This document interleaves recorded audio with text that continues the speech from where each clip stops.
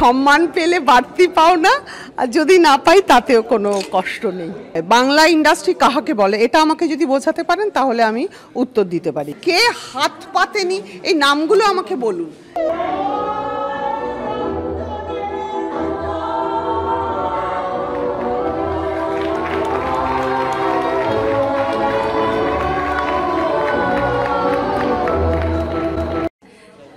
হৃদয় উৎসারিত শুভেচ্ছা অভিনন্দন আজকের বঙ্গনারী সম্মান প্রাপ্তির জন্য।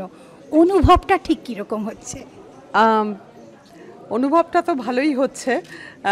যে কোনো মানুষেরই উৎসাহিত যখন হয় তাদের ভালোই লাগে, এবং আমি সবসময় যে কাজ করেছি সে কাজে মানুষের ভালো লেগেছে, মানুষজন আমার সঙ্গে থেকেছেন, আমার কাজ পছন্দ হয়েছে, এবং সেই জোরেই আমি এত বছর ধরে কাজ করে এসেছি। আমার একমাত্র মূলধন হচ্ছে আমার কাজ, যে কাজটা আমি করি, অভিনয় বলুন বা নাটক বলুন, সিনেমা, থিয়েটার, টেলিভিশন, এবং ডেফিনেটলি আমি এখন পরিচালনা করছি, রক্তকরবী পরিচালনা করেছি।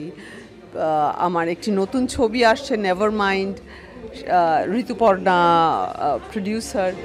তো আমার একমাত্র মানে কাজ হচ্ছে নিজের কাজ করা এবং মানে দর্শকদের সঙ্গে সংযোগ করা।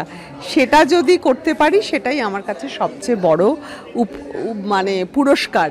তবে আমি ডেফিনেটলি বলবো বঙ্গ নারী সম্মান পেয়ে আমার খুব ভালো লাগছে, ভালোই লাগছে। মানে সবার যে এই মানে আমার কথা যে তারা ভেবে যে এই সম্মানটা আমাকে দেওয়া হচ্ছে, তার জন্য আমি ওদের সবাইকে ধন্যবাদ জানাই। আজকের যে সম্মানে ভূষিত হওয়ার পর কোথাও গিয়ে আপনার যারা অনুরাগী বা দর্শক তাদের প্রতি তো দায়িত্ব একটু বাড়লো। দেখুন, আমি সম্মানিত মানে পুরস্কার পেলাম কি পেলাম না সেটা আর নিরিখে আমি কাজ করি না। আমি বলবো আমি কোনো শিল্পী তো পুরস্কৃত হবে বলে কোনো কাজ করে না, তাই আমার রেসপন্সিবিলিটি বা আমার কাজ বা আমার দর্শকের প্রতি আমার যে রেসপন্সিবিলিটির কথা আপনি বলছেন, সেটা ডেফিনেটলি আমি অনুভব করি এবং ওটা প্র্যাকটিস করি। তাতে সম্মান পেলে বাড়তি পাওনা, আর যদি না পাই তাতেও কোনো কষ্ট নেই। চৈতালি থেকে চৈতি ঘোষাল হওয়ার গল্পটা একটু ছোট্ট করে। চৈতালি আমার স্কুলের নাম, আমার এডুকেশনাল সার্টিফিকেটে চৈতালি নামটা আছে, স্কুল কলেজের নাম, কিন্তু চৈতি আমার ডাকনাম, যেটা বাংলায় ডাকনাম বলে, সবাই আমাকে চৈতি বলে ডাকে। আমার প্রথম ছবি থেকেই আমি চৈতি। আমার প্রথম ছবি পরমা, আমি তখন স্কুলে পড়তাম, তখন অপর্ণা সেন আমার ডাকনামটাই দিয়েছিলেন ক্রেডিট লিস্টে, তাই জন্যে আমি সবাই আমাকে চৈতি বলেছেন। আর ডাকঘরের অমলটা ছিল চৈতালি, এটা ঠিক বলেছেন, ডাকঘরের অমলটা ছিল চৈতালি।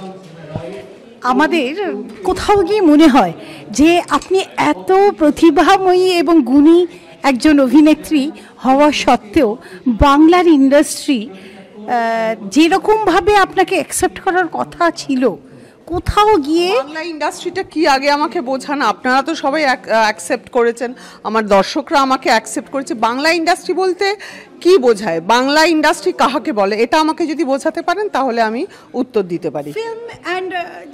না না, সেটা তো বুঝতে পেরেছি, কিন্তু বাংলা ইন্ডাস্ট্রি কাদের বলছেন, কাদের কাছ থেকে আপনি সম্মানিত আমি পেলে আপনি খুশি হবেন, সেটা তো আমি বুঝতে পারছি না। নট লাইক দ্যাট, সম্মানিত নয়, মানে যে পরিমাণে আপনাকে ব্যবহার করা, আমার মনে হয় যে যেভাবে আমাকে ব্যবহার, মানে আপনি বলছেন আমি আরো 5টা নায়িকা হলে ভালো হতো, ঠিক বলেছেন, একদম ঠিক কথা। হ্যাঁ, কিন্তু তাতে আমার বিরাট কিছু, বিশ্বাস করুন আমি যেরকম মানুষ, তাতে আমার বিরাট কিছু হতো না। মানে আজকে আমার যে জার্নিটা, সেটা আমি বলবো পশ্চিমবঙ্গে আমার জার্নিটা যেমন অন্য আর 5 দুজনের জার্নি একেবারে স্বতন্ত্র, আমার জার্নিও স্বতন্ত্র। এবং আপনি বলুন তো যে কে ডাকঘরে অমল হয়েছে, কে রক্তকরবী নন্দিনী হয়েছে, কে এখনো অবধি নির্ভীকভাবে আর্টিস্ট হয়েও নিজের কথাটা বলতে পারে, কে নিজের একেবারে নিজে অভিনয় করে মন্দ সংসার চালায় না, কে এরকমভাবে পড়াশোনাটা চালিয়ে যাচ্ছে এবং কে তার ছেলেকেও মোটামুটি ভালোভাবে মানুষ করেছে, একেবারে এলেবেলেভাবে নয়, কে হাত পাতেনি, এই নামগুলো আমাকে বলুন। সেই নামগুলোর জায়গায় আমার মনে হয় আই ডিড ওয়েল। একদম, আসলে আমরা আপনার মানে অত্যন্ত অনুরাগী। আমরা চাই, আপনার কষ্টটা আমি বুঝতে পেরেছি। আমাকে এই প্রশ্ন সবাই করে যে আমি কেন আরো বেশি ছবিতে করলাম না। আমার কি খারাপ লাগতো না? আমারও মনে হতো যে কেন আমাকে ছবিতে নিচ্ছে না, আমি তো অভিনয় লোকে বলে ভালো করি, দেখতেও মন্দ নয় সব। তো এই সব প্রফেশনাল কারণ ছাড়া অনাটকীয় সিনেমার কারণে কেন নেয় না, এর উত্তর আমি খুঁজিনি, আমার সময় নেই, লাইফ একটাই, আই এম ডুইং ওয়েল। ভীষণ সুন্দর উত্তর।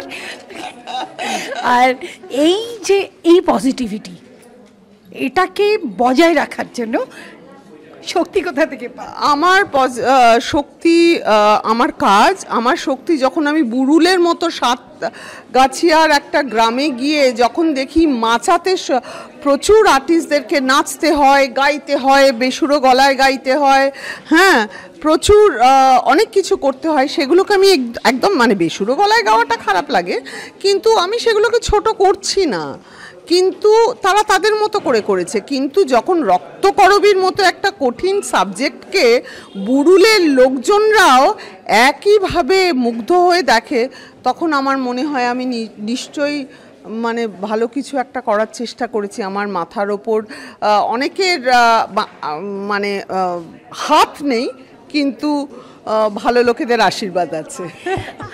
এই সময়ে হঠাৎ করে আবার নতুন করে রক্তকরবী পরিচালনা অ্যান্ড অভিনয়, এটার পেছনে কারণটা কি এবং এর থেকে কি বলতে? রক্তকরবী বারবার আমার করতে ইচ্ছে করে, এটা একটা প্রধান কারণ। আমার যে রক্তকরবী একবার করেছে সে বরাবরই রক্তকরবী করবে, সে ছেড়ে যাবে না, লাইফ টাইম একটা চরিত্র। তো আমার করতে ইচ্ছে করেছে এবং আমার এখনকার এই ডিফিকাল্ট টাইমের মধ্যে রক্তকরবী আমার মনে হয় দি প্লে, ওটা মানুষ বোঝে, নিজেদেরকে দেখতে পায়, তাই করেছি। আপনার নিজের কি বক্তব্য নন্দিনীর চরিত্র দিয়ে? আপনি নাটক দেখেছেন আমার? একদম দেখেছেন। আপনি বলুন আপনার চ্যানেলের লোকজনদের যেন আমার নাটকটা দেখতে আসে। অনেক কষ্ট করে সবাই মিলে স্বল্প মানে পারিশ্রমিক বলবো না, ওটা অনারেরিয়াম নিয়ে আমরা কিন্তু থিয়েটারটা করে যাচ্ছি, আমরা সমস্ত থিয়েটার গোষ্ঠী। সুতরাং ডিরাডিক্স অবশ্যই যাবে আপনার শো দেখতে। নেই, আমি তো বক্তিমে দিতে পারবো না, আমার যা বক্তিমে তা আমার অভিনয়ের থ্রু দিয়ে। অসাধারণ। ভবিষ্যৎ প্রজন্মের যারা নারী বা মেয়ে, তাদের জন্য ছোট্ট করে কিছু বলে আজকে এই অবধি আমরা আমি সেই ধরনের একজন মানুষ যে কিছুতেই বলতে পারি না যে আগের জীবনে, হ্যাঁ আগে খুব ভালো ছিল, এখন সব গেল। আমার মনে হয় আজকের নারীদের যথেষ্ট বিশ্বাস আছে, আর একটু ধৈর্য থাকলে ভালো হয়, but you guys are doing fabulous. আমি সেই মেয়ে বিভাগ, পোর্ট্রেইং রোল ইনটু রিয়েলিজম। আমরা কথা বলবো সেই বাঙালি অভিনেত্রী যিনি বাংলা চলচ্চিত্র অভিষেকে তার অভিনয় দক্ষতা দিয়ে খুব ছোটবেলা থেকেই দর্শকদের মুগ্ধ করেছেন। তিনি জামাই রাজা ধারাবাহিকে বিবি চরিত্রে অভিনয়ের মাধ্যমেও ব্যাপক পরিচিতি লাভ করেন। তার পিতা শ্যামল ঘোষালও একজন খ্যাতনামা পরিচালক ও অভিনেতা। তিনি আবার অরণ্যে, নাহান্নাতে, মেসি ইত্যাদি চলচ্চিত্রে অভিনয় করেছেন। অভিনয়ের পাশাপাশি তিনি থিয়েটারেও সক্রিয়। তিনি রবীন্দ্রনাথ ঠাকুরের রক্তকরবী নাটকের নির্দেশনা দিয়েছেন, যা তাঁর থিয়েটার জীবনের একটি উল্লেখযোগ্য পদক্ষেপ। তার অভিনয় ও থিয়েটার কর্মের মাধ্যমে বাংলা সংস্কৃতিতে গুরুত্বপূর্ণ অবদান রেখে চলেছেন প্রতিনিয়ত। ইনি হলেন চৈতি ঘোষাল। বঙ্গ নারী সম্মান 2025 সিজন 4 মঞ্চে পোর্ট্রেইং রোল ইনটু রিয়েলিজম অ্যাওয়ার্ডটি তুলে দেওয়া হবে এই শিল্পীর হাতে। মঞ্চে আসতে অনুরোধ জানাই শ্রীমতী চৈতি ঘোষালকে। এরপরে আমরা একই সাথে শ্রী সঞ্জীব বসাক, সুকন্যা দাস এবং বাবুতাই ঘোষকেও মঞ্চে আসতে অনুরোধ করি। মঞ্চে শ্রীমতী চৈতি ঘোষাল, আমাদের প্রত্যেকের কাছে অত্যন্ত আদরের, অত্যন্ত গুণের একজন শিল্পী হলেন শ্রীমতী চৈতি ঘোষাল। ওই যে আমাদের এই প্রেজেন্টেশনেই বলা হয়েছে যে শুধুমাত্র চলচ্চিত্র নয়, বাংলার নাট্যজগতেও চৈতিদির অবদান অনস্বীকার্য। সেই ছোটবেলায় কলকাতা দূরদর্শনের পর্দায় আমরা দেখেছিলাম ডাকঘর, যা আজও আমাদের সমানভাবে নস্টালজিক করে তোলে। মঞ্চে এই মুহূর্তে চৈতি ঘোষাল।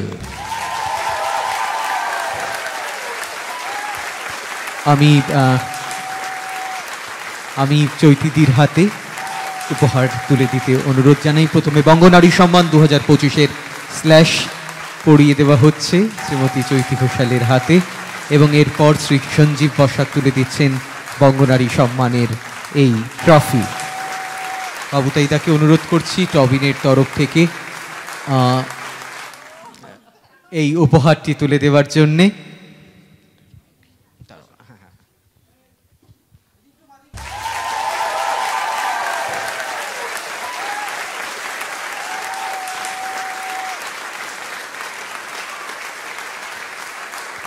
ধন্যবাদ। এবারে চৈতিদিকে অনুরোধ করব তার ভাবনার কথা জানাতে। চৈতিদি আমার অত্যন্ত প্রিয় অভিনেত্রী। আমরা খুব অল্প কয়েকবার হলেও একসাথে মঞ্চে কাজ করার সুযোগ হয়েছে। আমি চৈতিদিকে কিছু কথা বলতে অনুরোধ জানাই। আচ্ছা, ধন্যবাদ, নমস্কার। বঙ্গ নারী সম্মান, বঙ্গ নারী অ্যাওয়ার্ড নয়, বঙ্গ নারী সম্মান। আজকাল এই সম্মান শব্দটা আরও বেশি তাৎপর্যপূর্ণ হয়ে গেছে। প্রতিটি মুহূর্তে সম্মান দিতে শেখো, সম্মান পাওয়া উচিত, সম্মানিত করা উচিত, সম্মানিতদের সম্মান করা উচিত, এটা কিন্তু প্রতিনিয়ত বলতে হচ্ছে। তাই আজকের এই মঞ্চে দাঁড়িয়ে বঙ্গ নারী সম্মানের যে প্রতীকী যে অ্যাওয়ার্ড, তাকে আমি ভীষণভাবে ধন্যবাদ জানাই যে এই নামটি তারা দিয়েছেন এবং বঙ্গ নারীদের সম্মান জানাচ্ছেন। এটা আমার কাছে খুব বড় একটা বিষয়। আমার মনে হলো এটা আপনাদের সঙ্গে শেয়ার করা উচিত, তাই করলাম। আর হ্যাঁ, আমার কাজ তো আপনারা খবর রাখেন বলেই আজকে এই মঞ্চে দাঁড়িয়ে আজকে এই সম্মানটা আমি পাচ্ছি, এটা আমি বুঝতে পারছি। এটা আমি প্রতিনিয়ত বুঝতে পারি যখন আমি স্টেজে দাঁড়াই বা টেলিভিশনে যখন কাজ করি। এখনও যে এক আকাশের নিচে এত লাখ ভিউজ হয়, তা আমাকে সম্মানই জানানো হয়। তা আমাদের সবাইকে যারা কাজ করি, ওই একটা সময় অনেকে বলতেন না টেলিভিশন, আজকে সেই সম্মানটা তারা তখন দেননি, আজ প্রতিনিয়ত তারা দিচ্ছেন টেলিভিশনকে সম্মান। আর বলি, আমি একটি বাংলা চলচ্চিত্র নির্মাণ করছি। ঋতুপর্ণা সেনগুপ্ত উনি অভিনয় করছেন এবং উনি ওটি প্রডিউস করছেন। রূপম ইসলাম সঙ্গীত করেছেন, গান তৈরি করেছেন। তো আমি সবাইকে বলবো, আপনারা give a chance to the film, আপনারা গিয়ে দেখুন, ভালো লাগলে পাশের লোককে বলুন। এইভাবেই ওই পাশে দাঁড়ানো কথাটার সত্যি করে তুলুন।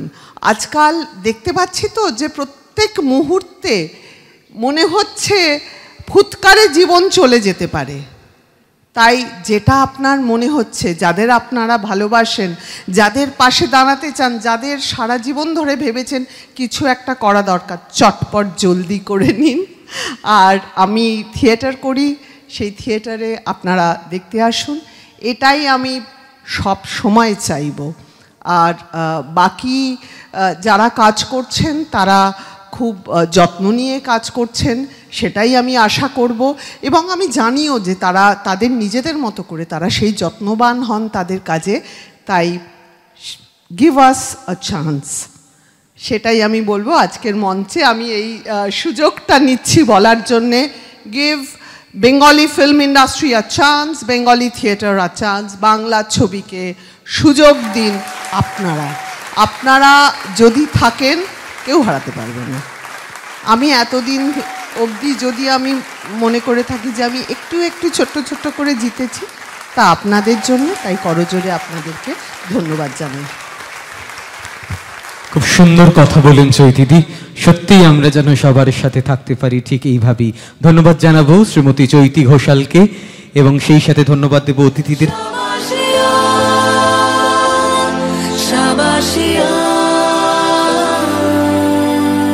জীবনের স্বপ্নে আনন্দের ফেরিওয়ালা।